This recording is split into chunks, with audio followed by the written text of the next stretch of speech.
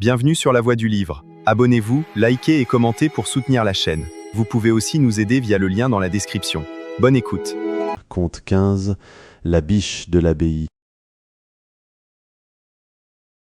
Il existait au milieu du Xe siècle une abbaye située aux confins d'une immense forêt de la Normandie.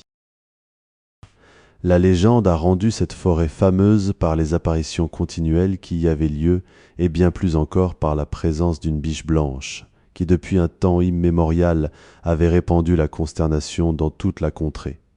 Le grand-père disait à son petit-fils « Fuis les murs de l'abbaye aussitôt que la nuit approche. En mourant, mon aïeul me fit la même recommandation, elle lui avait été faite par le sien. » Nombre de jeunes gens indociles avaient tenté d'approcher l'animal, mais les uns en avaient été victimes, les autres n'avaient pu y parvenir et tous avaient vu des choses épouvantables. Les religieux avaient en vain promis des récompenses considérables à ceux qui mettraient l'aventure à fin, mais la terreur était si grande que personne n'osait plus la tenter. Les choses en étaient là lorsque deux chevaliers furent demander l'hospitalité au monastère. Leur contenance noble et fière, leur force qui paraissait surnaturelle, les nombreuses cicatrices qui honoraient leur bravoure, tout annonçait que ces étrangers étaient de preux chevaliers. L'abbé leur fit l'accueil le plus gracieux et les pria avec tant d'instance de passer quelques jours avec lui qu'ils ne purent s'y refuser. « Ce n'est que pour reconnaître les bontés que vous avez pour nous, dit un des chevaliers à l'abbé, que mon frère d'armes et moi acceptons votre offre, car nos chagrins sont si cuisants que notre intention était d'aller finir notre triste existence dans quelque climat lointain. »« Mon fils, reprit l'abbé, le ciel a de grandes vues sur vous. Je vous attendais et je connais vos peines. Le souverain qui vous a disgracié reviendra de son erreur, et vous serez encore à la cour ce que vous méritez d'y être. Songez toujours que c'est ici le terme de vos infortunes. » En finissant ces mots, l'abbé se leva, et leur souhaitant une bonne nuit, ils furent se coucher. Les chevaliers restèrent tout surpris du discours du digne abbé.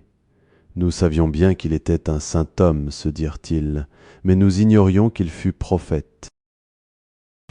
Le lendemain, au point du jour, l'abbé entra dans leur cellule, s'assit près de leur lit et leur tint ce discours. Chevalier aussi noble que brave, le ciel seul a guidé vos pas parmi nous, le Dieu que nous servons vous a envoyé exprès pour mettre fin à vos chagrins et aux miens.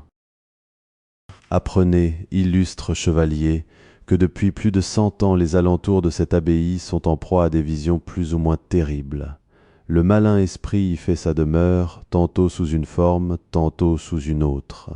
Un nombre prodigieux de nos vassaux et de braves chevaliers ont été sa victime, et l'on a cru jusqu'à présent que nulle puissance terrestre ne pouvait triompher de ces esprits infernaux. Proie à la plus vive douleur, je le croyais aussi, lorsque la nuit qui a précédé votre arrivée, j'ai eu une vision, un ange m'est apparu et m'a dit « Abbé, le ciel est touché de tes peines et veut y mettre fin. Il t'enverra 2 chevaliers bannissent injustement de la cour, le chagrin les dévore, et ils vont sous un ciel étranger chercher un repos qu'ils ont perdu. Engage-les à tenter l'aventure de la forêt. Dis-leur bien que s'ils sont purs, que si leurs mains sont nettes du sang innocent, si leur âme n'est pas souillée, ils sortiront victorieux de cette lutte, mais qu'ils s'examinent bien, que leur salut dépend de la sainteté de leur vie. » Ces mots, j'étais tombé la face contre terre. Lorsque je me suis relevé, je n'ai plus vu qu'une vive lumière qui fendait la voûte éthérée. Voilà, mes enfants, comment j'ai su vos aventures, et si je juge bien, je vous crois destinés à de grandes choses. Le plus ancien des chevaliers prenant la parole, dit « Mon père, le jeune homme que vous voyez là, est mon élève, issus tous les deux d'une noble race. L'amitié la plus sainte nous unit presque dans l'enfance. Un léger duvet ombrageait à peine mon menton, Kernov commençait à marcher. Bien jeune encore, il perdit les auteurs de ses jours, mais son père, avant de mourir, me fit jurer que jamais je n'abandonnerais son fils.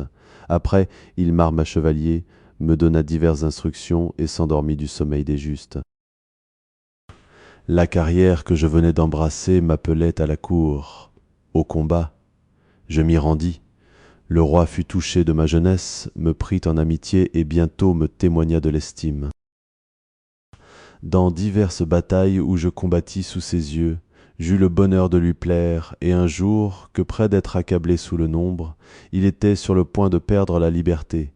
Je ralliai quelques chevaliers, je revins à la charge, et je fus assez heureux pour ramener mon roi, et le ramener triomphant de ses ennemis. Sa reconnaissance égala le service que je venais de lui rendre. Il exigea que je fusse attaché spécialement à sa personne, et tous le palais retentit des louanges qu'il me donna.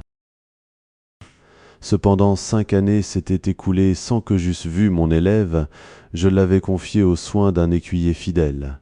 Mais je sentais que ma présence lui devenait nécessaire, j'en parlai au roi, il me permit d'aller chercher mon ami, mon enfant.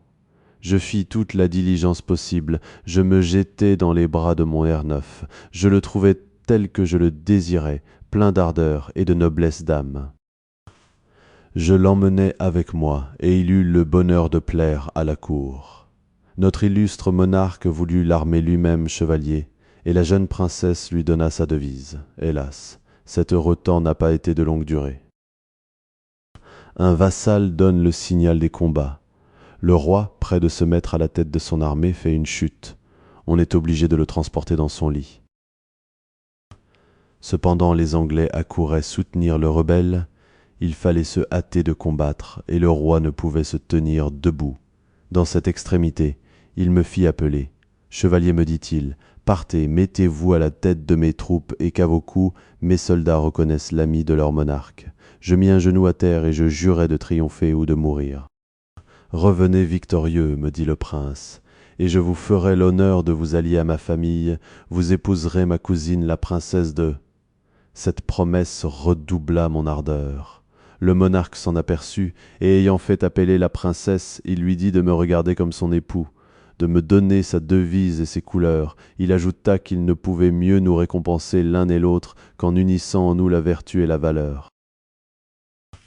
Ces mots, la princesse resta tout interdite, dit qu'elle obéirait, me donna pour devise « protéger le faible et respecter la vertu ».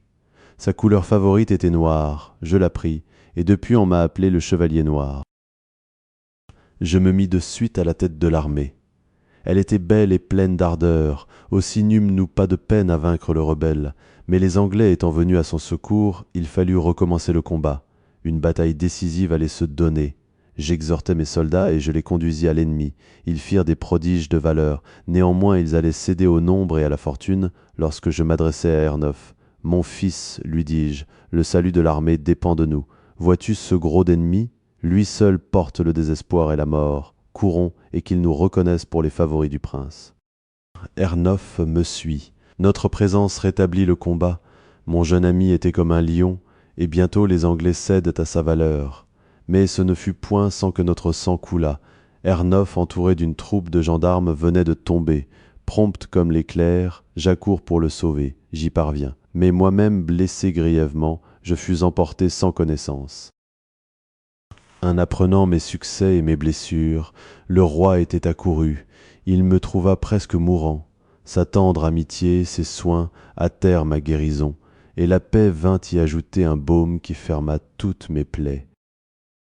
De retour à la cour, le roi voulut tenir sa promesse. « Comte, me dit-il, dans 8 jours vous serez l'époux de ma cousine. » Hélas, tant de bonheur était-il fait pour moi.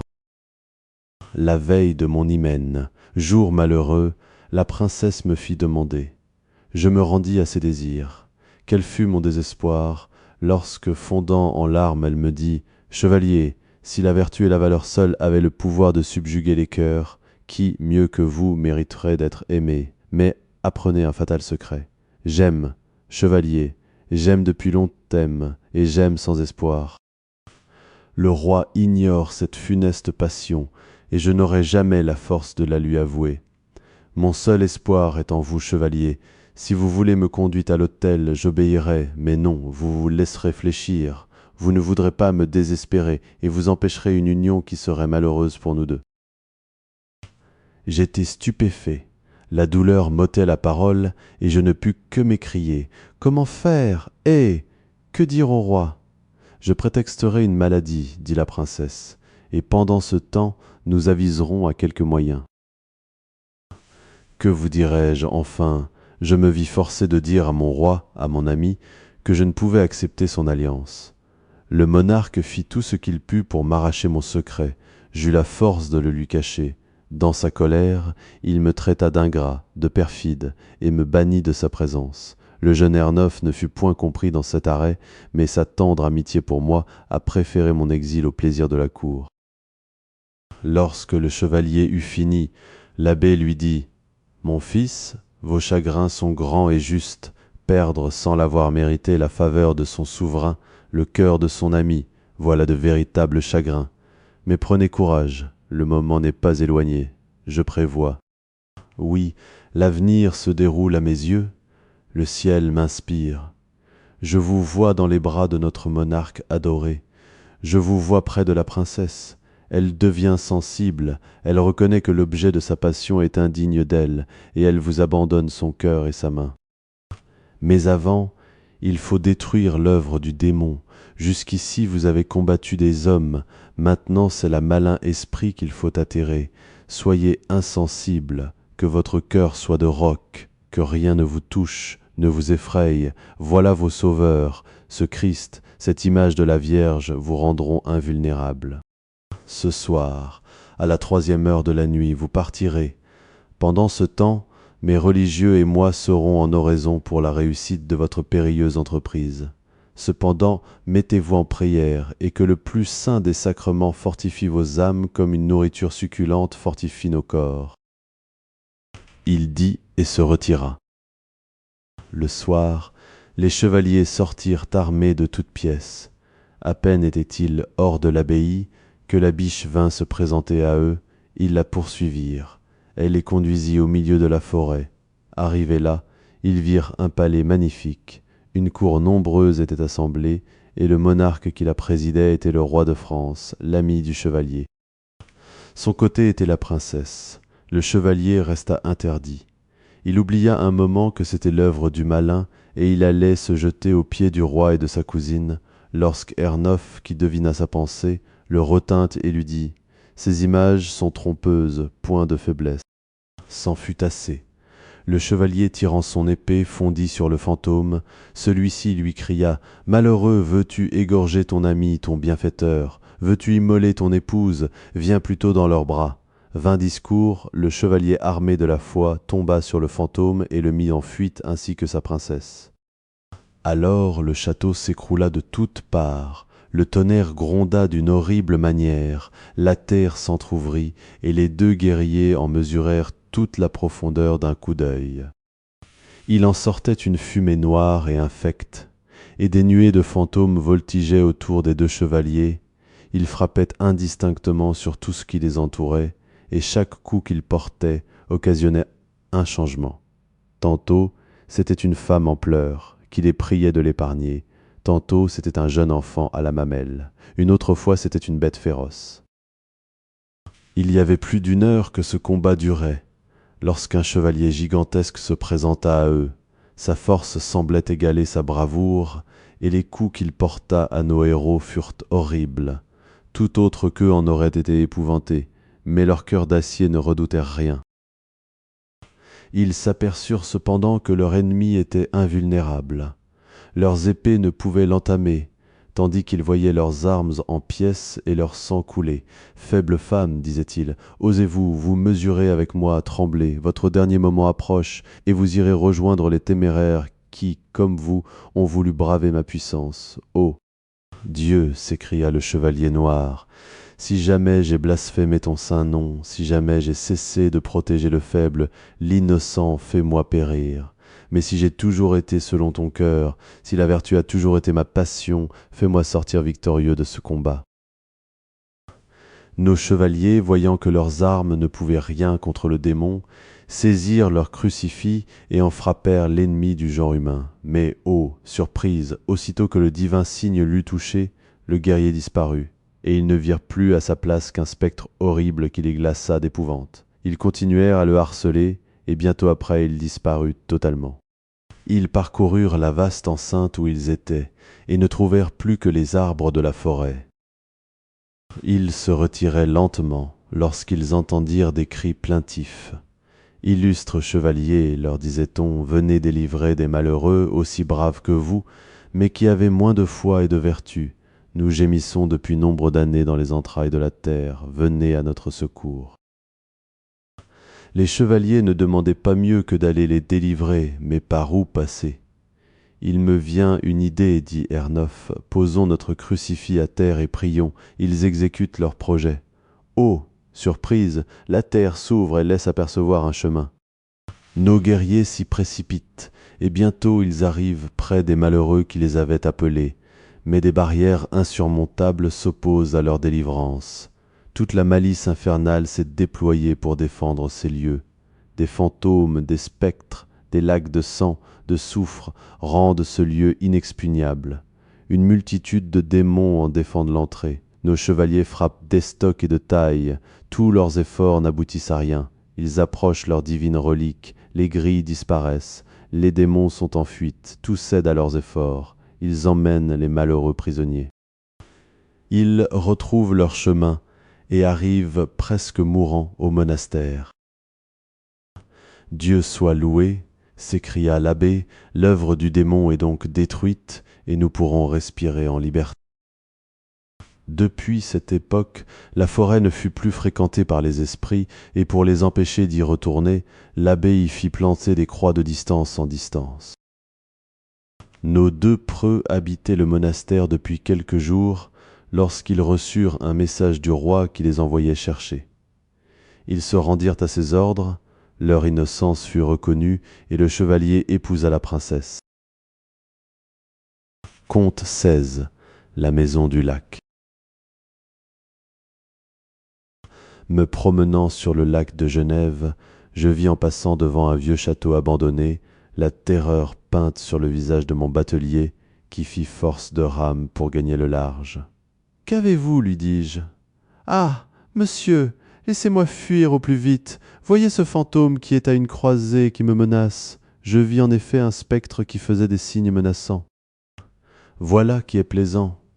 Raconte-moi donc ce qui se passe d'extraordinaire dans ce château. » « Monsieur, reprit le batelier, j'étais autrefois pêcheur et très intrépide. Mes camarades m'avaient dit 100 fois, Honoré, n'approche pas du vieux château. Quoique le poisson y soit très abondant, ne te laisse point tenter, tous les revenants de l'autre monde l'habitent. Je méprisais leurs conseils et trouvant mes filets toujours garnis, je revenais tous les jours dans ce fatal endroit. J'avais vu plusieurs fois des apparitions, mais je m'en moquais, et de dedans ma nacelle, je narguais les revenants. Un soir funeste, que je tirais ma scène, je vois un fantôme épouvantable marcher sur le lac. Je n'en fus pas effrayé, et je saisis mon aviron pour repousser le spectre, c'est le même que vous venez de voir. Mais ô terreur! Le monstre secoue son bras, et il me fait voir une flamme qui éclaira tout le lac. Dans le même instant, il remplit ma barque de reptiles. Le feu sortait de sa bouche, de ses narines, de ses yeux, et sa voix était semblable au tonnerre. Cependant, d'une main vigoureuse, il saisit mon bateau et le fit disparaître en un clin d'œil. Comme toute ma petite fortune sombrait, j'entendis le fantôme qui disait « Téméraire, l'enfer va te recevoir, que cet exemple apprenne aux faibles humains à ne jamais lutter contre les esprits infernaux. » Cependant, je nageais de toutes mes forces sans savoir où j'allais. Heureusement pour moi, je rencontrai un pêcheur qui me recueillit, me fit revenir à la vie, car j'étais tombé presque mort dans son bateau, et me conduisit chez moi. Hélas, je fus sauvé, mais ma barque, mes fillets et mon jeune frère, tout périt. Voilà, monsieur, ce qui m'est arrivé. Aussi n'approchai-je jamais de ce maudit château sans un ordre exprès des voyageurs. Depuis ce temps, je mène une triste existence, je suis domestique, tandis qu'avant je gagnais bien ma vie et celle de ma pauvre famille. Mon ami, je suis fâché de ton malheur, néanmoins je veux aller voir ton spectre. Le ciel vous en garde, monsieur, vous n'en reviendrez pas vivant. Viens-y avec moi? Non? J'ai eu une trop bonne leçon. Eh bien, débarque-moi. Pour Dieu, ne faites pas cette folie. Marche toujours, débarque-moi. soit je vais vous attendre à quelque distance. Me voilà au commencement de la nuit au pied du donjon.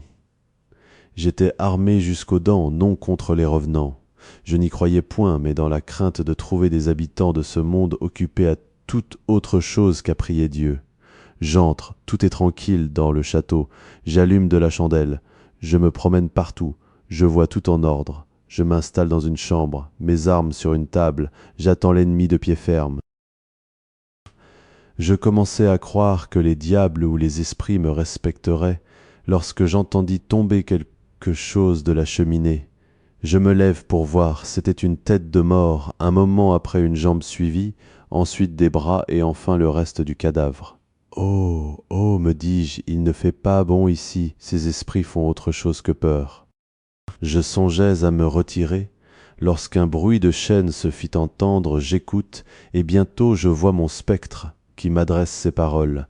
Incrédule, ne te suffisait-il pas du terrible châtiment de ton batelier? Devais-tu venir dans cette maison? Téméraire, tremble, tout l'enfer est déchaîné contre toi. Je ne perds point la tête, je fais feu sur le fantôme. Il se rit de ma colère, et ayant fait un signe, une multitude de démons accoururent dans l'appartement. Il faisait un vacarme horrible. Je fuis de cette maudite chambre, je gagne un escalier, je monte, je me précipite dans une autre, j'y trouve un spectre enveloppé d'un linceul tout dégouttant de sang, je fuis de nouveau, des milliers de squelettes me retiennent avec leurs mains décharnées, je cours dessus le sabre à la main, mes coups sont de nul effet, un spectre monstrueux veut se jeter sur moi, je l'évite, je me sauve, mais je ne sais bientôt plus où aller, une fumée épaisse et infecte remplit toute la maison. Sans cesse harcelé par une armée de fantômes, je me précipite dans une pièce voisine, mais à peine ai-je mis le pied dedans que le plafond s'abîme et je tombe je ne sais où. Cependant j'étais sans connaissance et je ne me reconnus que lorsqu'il fit grand jour. Alors je me trouvai sur les bords du lac. Mes vêtements étaient en lambeaux et j'étais si faible que je ne pouvais me tenir debout. Mon pauvre batelier vint me prendre et il me dit que de dessus le lac il avait vu des choses qu'il avait glacées d'effroi et qu'il croyait bien fermement que je n'étais plus de ce monde. Nous reprîmes tristement le chemin de Genève. Là, je donnai à mon conducteur une somme assez forte pour le mettre à même de reprendre son premier état. Quant à moi, je fus plusieurs fois me promener sur le lac, mais je ne fus plus tenté de visiter l'infernal château. Conte 17. Le revenant et son fils. Monsieur Caillol, riche propriétaire à Marseille, régla un compte avec un de ses paysans. Celui-ci lui compta une somme de 1200 francs. Le maître, se trouvant fort occupé dans ce moment, lui dit « Tu reviendras demain, je te donnerai ta quittance. » Sur cela, le cultivateur s'en va. Tranquille sur la probité de son bourgeois, il ne se presse pas d'aller demander son récépissé. Plusieurs jours se passent. Durant cet intervalle, monsieur Caillol meurt d'apoplexie. Son fils unique prend possession de son héritage. En visitant les papiers de son père, il voit que son paysan Pierre lui doit 1200 francs. Il les lui demande. Celui-ci répond qu'il les a payés. Monsieur Caillol demande le reçu, le malheureux Pierre ne l'a point, il raconte le fait. Le propriétaire n'y ajoute point foi, donne congé au paysan, le poursuit et obtient condamnation. Il allait faire saisir ses meubles, lorsqu'une nuit bien éveillée, à ce qu'il m'a dit lui-même, son père lui apparaît et lui tint ce discours. « Malheureux, que vas-tu faire? Pierre m'a payé. Lève-toi, regarde derrière le miroir qui est sur la cheminée de ma chambre, et tu y trouveras mon reçu. » Le fils se lève tout tremblant, obéit et trouve la quittance de son père. Il paya tous les frais qu'il avait faits à son paysan et le garda. Il l'avait encore à mon dernier voyage dans cette ville. Les trésors.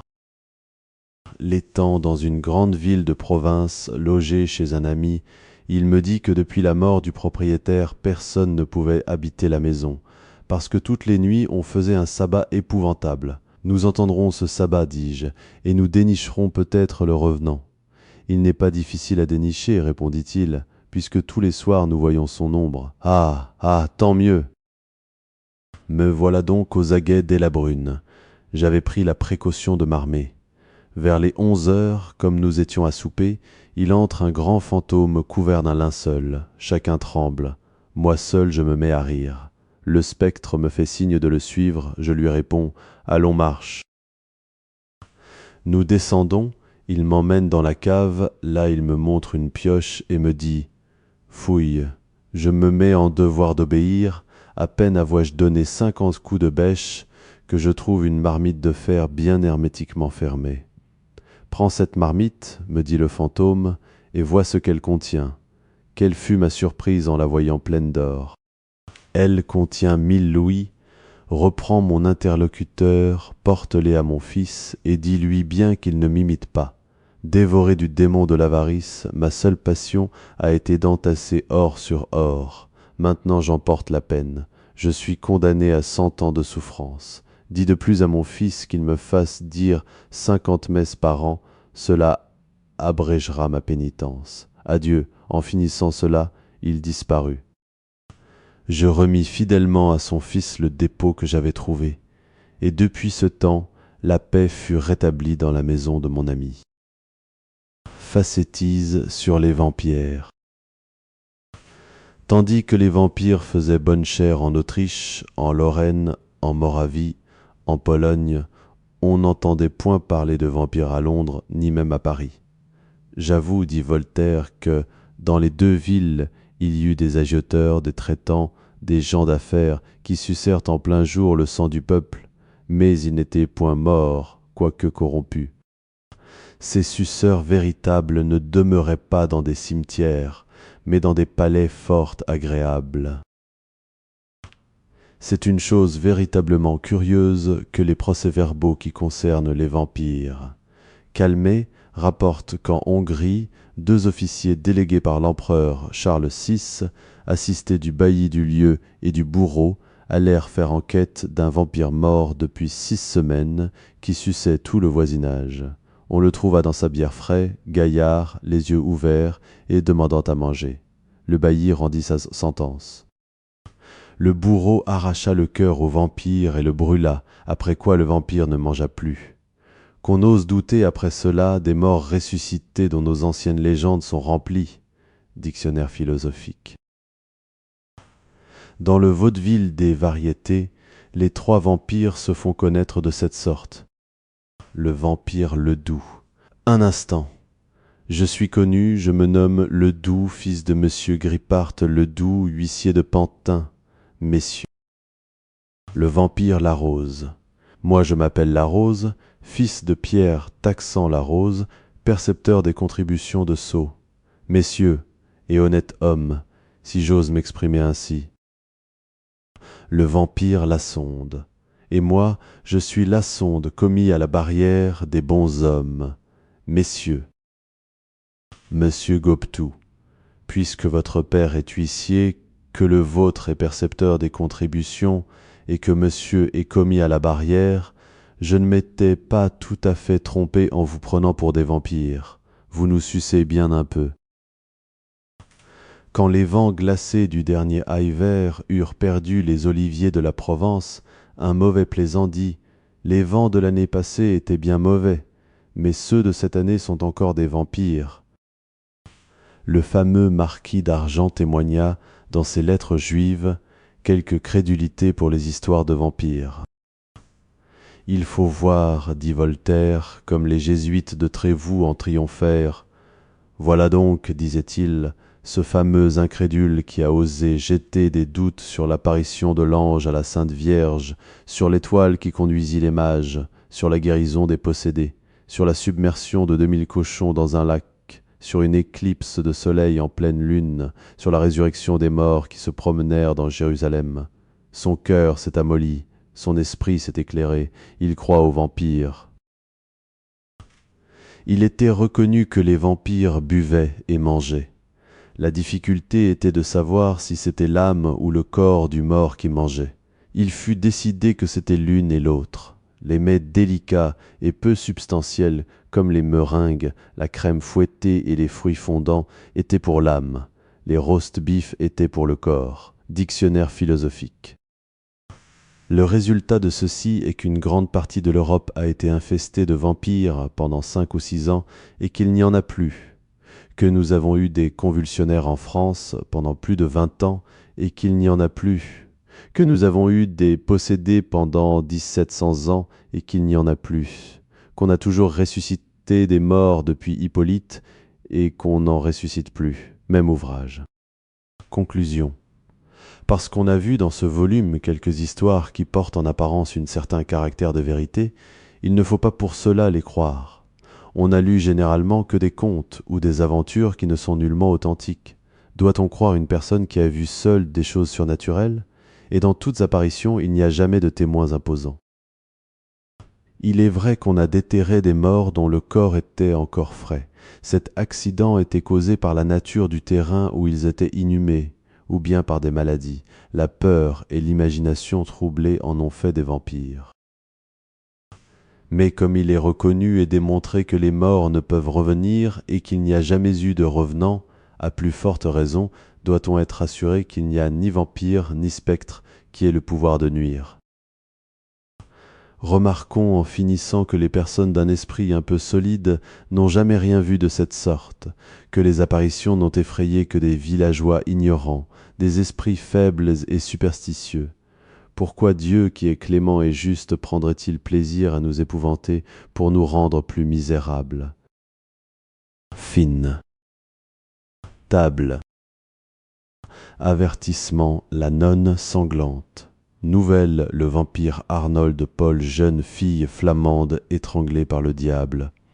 Conte noir, vampire de Hongrie, histoire d'un mari assassiné qui revient après sa mort demander vengeance, aventure de la tante Mélanchton, le spectre d'Olivier. Petit roman spectre qui excite la tempête, l'esprit du château d'Egmont. Anecdote, le vampire, harpe histoire d'une apparition de démons et de spectres. En 1609, spectres qui vont en pèlerinage, histoire d'une damnée qui revient après sa mort, le trésor du diable. Conte noir, histoire de l'esprit qui apparut à Dourdan, les aventures de Thibaut de la Jacquière. Petit roman spectre qui demande vengeance. Conte noir, Caroline. Nouvelle Flaxbinder corrigée par un spectre, l'apparition singulière. Anecdote, le diable comme il s'en trouve. Anecdote, fête nocturne ou assemblée de sorciers, histoire d'un brocolac, la petite chienne blanche. Conte noir, le voyage, le cheval sans fin. Conte noir, la maison enchantée. Conte plaisant, le pacte infernal. Petit roman, le revenant rouge. Conte noir, le lièvre, la biche de l'abbaye. Conte noir, la maison du lac, le trésor facétie sur les vampires. Fin de la table.